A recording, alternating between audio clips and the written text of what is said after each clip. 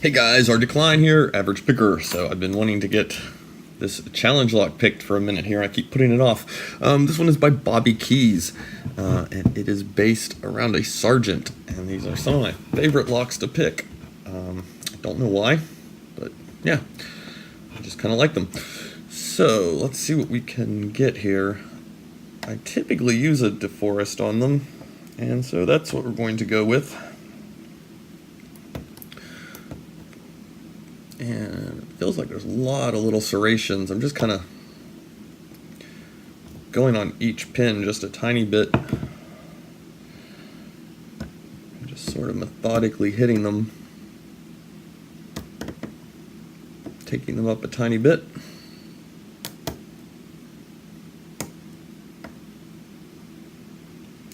Getting little minor movements on the core, so that's a good sign we're headed in the right direction. Okay, we're falling into a little bit of what I guess you would consider proper false. Okay, that's a lot of counter rotation, and it took us out of our false, which I think I just overset. I just loosened tension. Let some pins drop.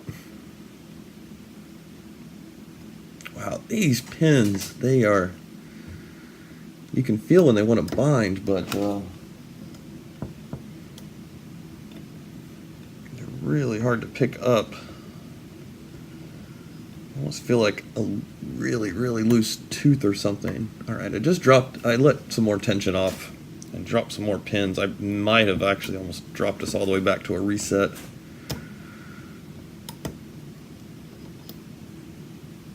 Yeah, it feels like a little kid's like loose tooth or something. And that was a proper reset.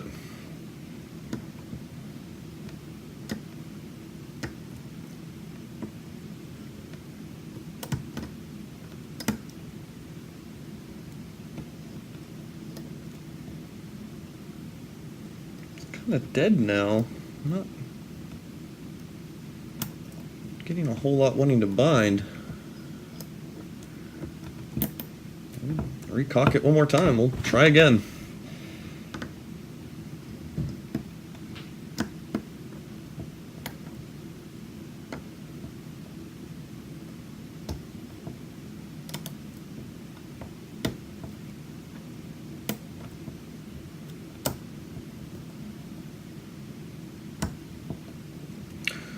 So I'm actually kind of concentrating here.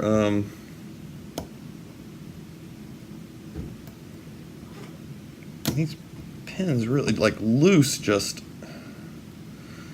is the description for once they kind of free up.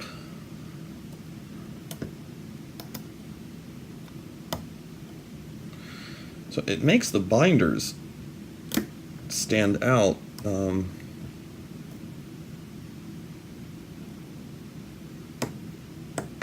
But it makes detecting an overset, there is an overset, really difficult. Okay, we're just shuffling along. There we go. We're in. Oh, that was neat. It's a weird little, let's see what we got here. I'm gonna adjust the camera.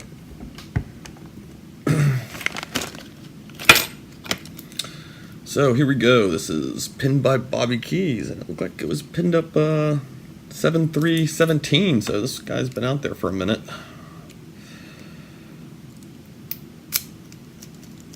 Very smooth,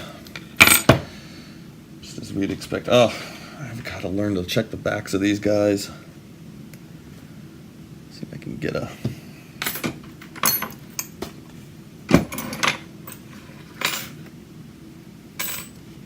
Yeah, I'm using a tensioner as a screwdriver.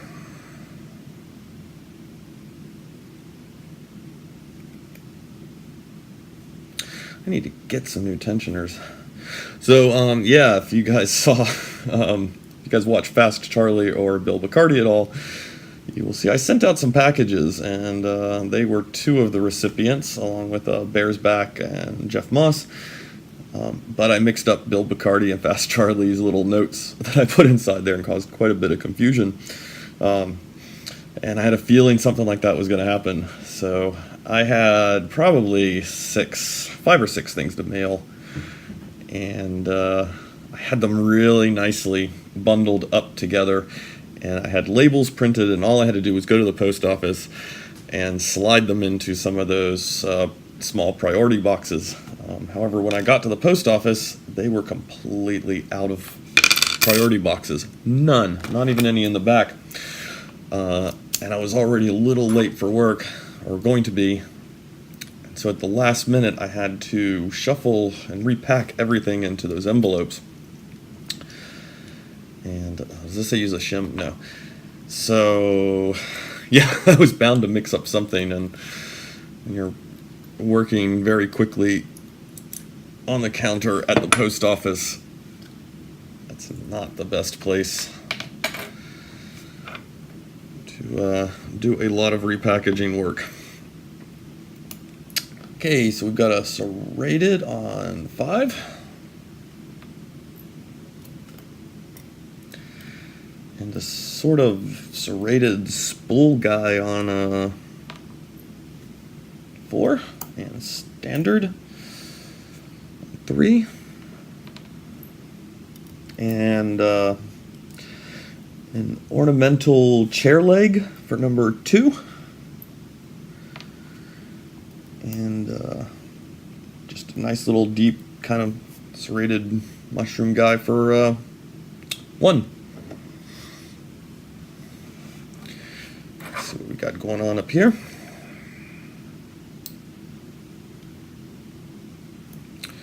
We have a multi-tiered wedding cake, and that explains the little clicking over and just going deeper into a false that we kept getting.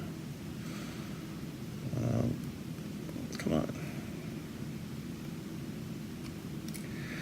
Come on, Mr. Pin, you know you want to come out. Yeah, just a nice little spool serrated guy. Let's see what, I don't even know what to call most of the stuff I pull out of these things anymore. Yeah, spool with the element in the middle, not quite big enough for what I call a barrel. I'm just going to come up with my own terminology one of these days. And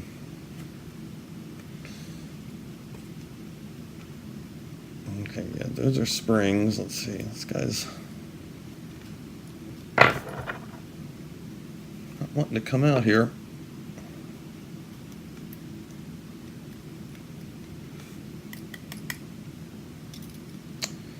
Okay, yeah, here's I think we've got a pin and pin going on here.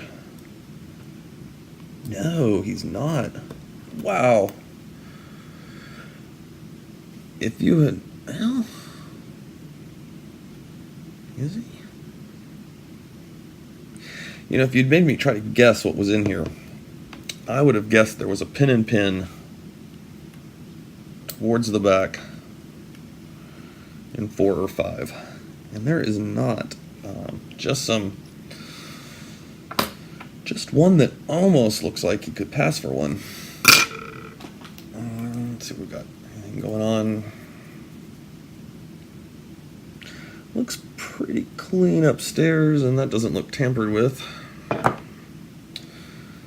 And looks like we've got threading in chambers 1, 4, and 5.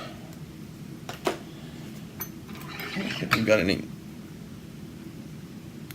Are 1 and 2, 1 and 3 are just, yeah, they're standard. Okay, let's get the camera flipped around. Got some cool little pin work in here. Okay, so we'll take a look here first. You can see we've got threadings on. Oh God, wait, is that some threading really deep in chamber 1?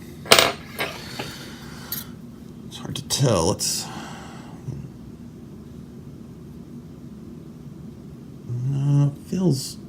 That feels pretty normal.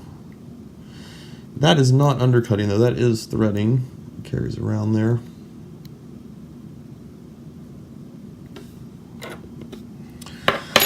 check these guys out. All right. And I want to skip to the good ones, but we will start key pin 5. Just some really nice clean serrations. And then we've got that guy. That's neat. I like that little bit there. And I don't know if I was hitting some of these on occasion. Like I said, a lot of these pins, I was lifting to where I thought I was suspicious of an overset. Just got a standard there. But the way they would hang inside, they just felt very, very wobbly. Like I said, like a tooth almost just ready to fall out. And that made it really difficult to feel for that gap. Kind of when you have one overset, sometimes when you're bringing the pick back, you feel it bumping along the pins. Look at that guy. That's neat. See the one I referred to as a chair leg? I think he is. An ornamental chair leg. Yeah. And our number 1 key pin. So yeah, it's just very, very loose feeling.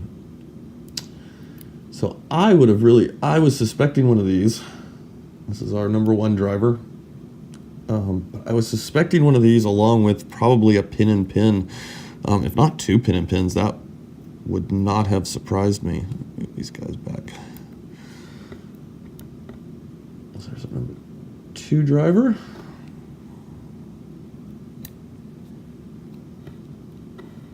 And this is the guy that I thought for a moment could be a pin and pin. And part of it was because I caught a glimpse of that little center bit there. It may be where he cut the pin down. I've cut a few down and I've ended up with something similar to that. I don't know. But yeah, there we go. That's a neat, very cool pin. I like this pin work actually. And this, maybe I'm probably tainted because I just like Sargent locks and I'm like, ooh, Sargent lock and good pins. But yeah, I'm really digging this work, Bobby. And there's our number 5.